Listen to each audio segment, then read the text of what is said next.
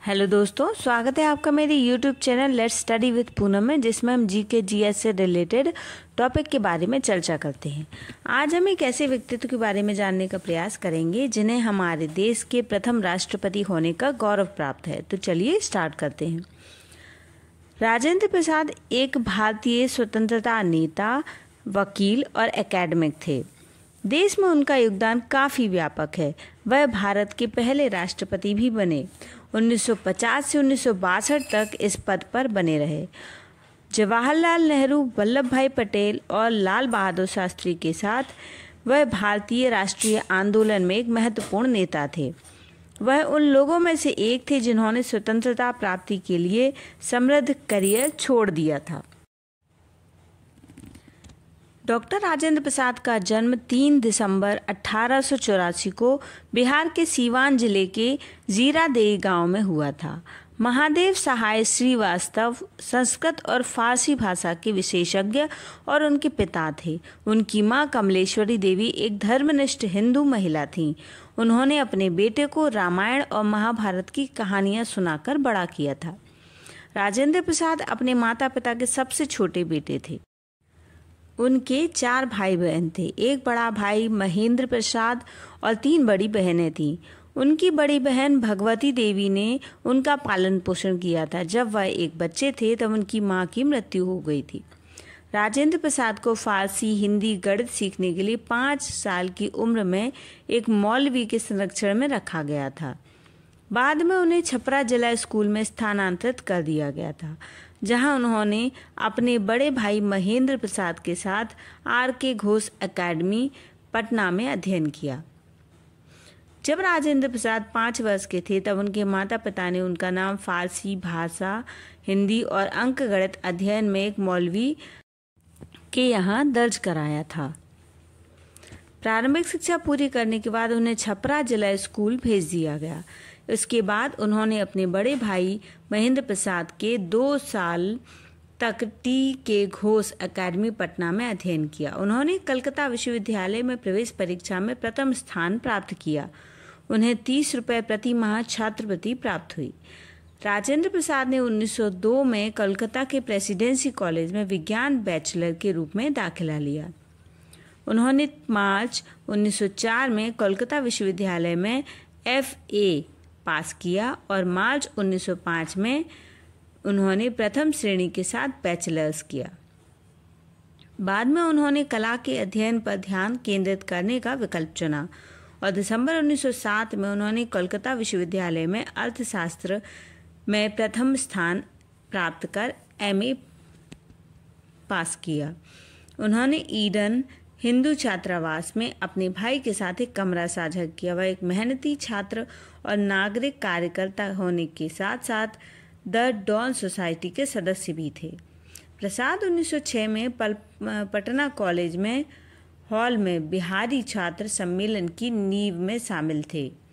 वह भारत में अपनी तरह का पहला संगठन था। 1915 में राजेंद्र प्रसाद ने कोलकाता विश्वविद्यालय में कानून विभाग में मास्टर्स ऑफ लॉ की परीक्षा दी और स्वर्ण पदक अर्जित किया और 1935 में इलाहाबाद यूनिवर्सिटी में कानून में PhD की उपाधि प्राप्त की। राजेंद्र प्रसाद ने एक शिक्षक के रूप में विभिन्न शैक्षिक सेटिंग्स में कार्य किया। अर्थशास्त्र में M.A. करने के बाद वे एक अंग्रेजी प्रोफेसर और अंततः बिहार के मुजफ्फरपुर में लंगट सिंह कॉलेज में प्रिंसिपल बन गए, जिसके बाद उन्होंने कोलकाता के रिपन कॉलेज में कानूनी शिक्षा हासिल करने के लिए कॉलेज छोड़ दिया। 1909 में कोलकाता में कानून की पढ़ाई के दौरान उन्होंने कोलकाता सिटी कॉलेज में अर्थशास्त्र के प्रोफेसर के रूप में कार्य किया। 1916 में राजेंद्र प्रसाद को बिहार और उड़ीसा उच्च न्यायालय में नियुक्त किया गया। वे 1917 में पटना विश्वविद्यालय सीनेट और सिंडिकेट के उद्घाटन सदस्यों में से एक के रूप में चुने गए। उन्होंने बिहार के प्रसिद्ध रेशम नगर भागलपुर में भी कानून का अभ्यास किया। अब हम जानते हैं कि राजेंद्र प्रसाद स्वतंत्रता आंदोलनों में किस तरीके का प्रदर्शन करते थे। राजेंद्र प्रसाद शुरू में 1906 में वार्षिक सत्र के दौरान कोलकाता में अध्ययन के दौरान भारतीय राष्ट्रीय कांग्रेस से जुड़े, जिसमें उन्होंने एक स्वयंसेवक के रूप में भाग लिया। 1911 में जब कोलकाता में एक बार फिर वार्षिक सत्र आयोजित किया गया तो वे आधिकारिक तौर पर भारतीय राष्ट्रीय कांग्रेस में शामिल हुए और 1916 में भारतीय राष्ट्रीय कांग्रेस में लखनऊ अधिवेशन में उनकी मुलाकात महात्मा गांधी से हुई। महात्मा गांधी ने उनमें अपने एक तथ्य खोज भ्रमण पर चंपारण में शामिल होने का अनुरोध किया। वह महात्मा गांधी के संकल्प, बहादुरी और दृढ़ विश्वास से इतने प्रभावित हुए कि भारतीय राष्ट्रीय कांग्रेस में 1920 में असहयोग का प्रस्ताव पारित किया तो उन्होंने अपने आकर्षक कानूनी करियर और संघर्ष में सहायता के लिए अपने शैक्षणिक दायित्वों से इस्तीफा दे दिया। पश्चिमी शैक्षणिक संस्थानों के बहिष्कार के गांधी जी के आह्वान के जवाब में उन्होंने अपने बेटे मृत्युंजय प्रसाद को स्कूल छोड़ने और बिहार विद्यापीठ में दाखिला लेने के लिए प्रोत्साहित किया, जो एक पारंपरिक भारतीय मॉडल संस्थान है जिसे उनके अपने सहयोगियों ने बनाया था। अक्टूबर 1934 में भारतीय राष्ट्रीय कांग्रेस के बम्बई अधिवेशन के दौरान उन्हें अध्यक्ष चुना गया। 1939 में इस्तीफा देने के बाद सुभाष चंद्र बोस फिर से राष्ट्रपति। कांग्रेस ने 8 अगस्त 1942 को बॉम्बे में भारत छोड़ो प्रस्ताव पारित किया, जिसके परिणाम स्वरूप कई भारतीय नेताओं की गिरफ्तारी हुई। राजेंद्र प्रसाद को गिरफ्तार कर लिया गया और पटना के सदाकत आश्रम में बांकीपुर सेंट्रल जेल भेज दिया गया। लगभग 3 साल जेल में रहने के बाद आखिरकार उन्हें 15 जून 1945 को रिहा कर दिया गया। 2 सितंबर 1946 को जवाहरलाल नेहरू के नेतृत्व में 12 मनोनीत सदस्यों की अंतरिम सरकार के उद्घाटन के बाद उन्हें खाद्य कृषि विभाग में नियुक्त किया गया। 11 दिसंबर 1946 को वे संविधान सभा के अध्यक्ष बने और 17 नवंबर 1947 को जेवी कृपलानी इस्तीफा देने के बाद तीसरी बार कांग्रेस के अध्यक्ष बने। स्वतंत्र भारत में पहले राष्ट्रपति के रूप में हम अब राजेंद्र प्रसाद के योगदान को जानते हैं। ब्रिटिश पाथे भारत की आज़ादी के 2.5 साल बाद 26 जनवरी 1950 को स्वतंत्र भारत के संविधान को मंजूरी दी गई। राजेंद्र प्रसाद देश के पहले राष्ट्रपति चुने गए। भारत के राष्ट्रपति के रूप में उन्होंने संविधान द्वारा आवश्यक किसी भी राजनीतिक दल से स्वतंत्र रूप से कार्य किया।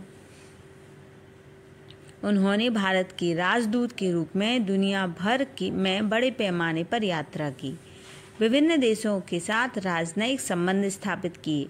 1952 से 1947 में उन्होंने लगातार 2 बार उन्हें चुना गया, जिससे वे भारत के पहले 2 बार के राष्ट्रपति बने। राष्ट्रपति भवन के मुगल गार्डन को उनके शासनकाल में पहली बार लगभग 1 महीने के लिए जनता के लिए खोल दिया गया था और तब से यह दिल्ली और दुनिया भर में एक प्रमुख पर्यटक आकर्षक केंद्र है। राजेंद्र प्रसाद ने राष्ट्रपति की कानूनी रूप से सौंपी गई भूमिका को पूरा करते हुए राष्ट्रपति से बाहर काम किया।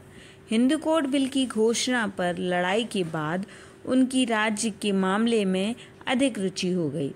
कार्यालय में 12 वर्षों के बाद उन्होंने 1962 में राष्ट्रपति पद से अपने प्रस्थान की घोषणा की।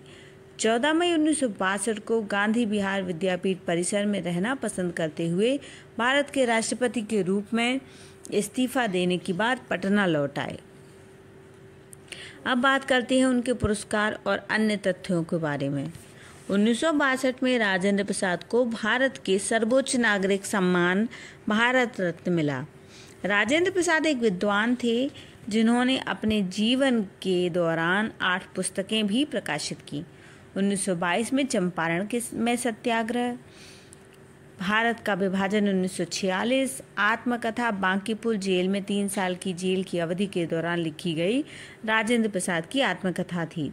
1949 में महात्मा गांधी और बिहार कुछ यादें, 1954 में बापू के कदमों में, 1960 में आज़ादी के बाद से और भारतीय शिक्षा और महात्मा गांधी के चरणों में प्रसाद।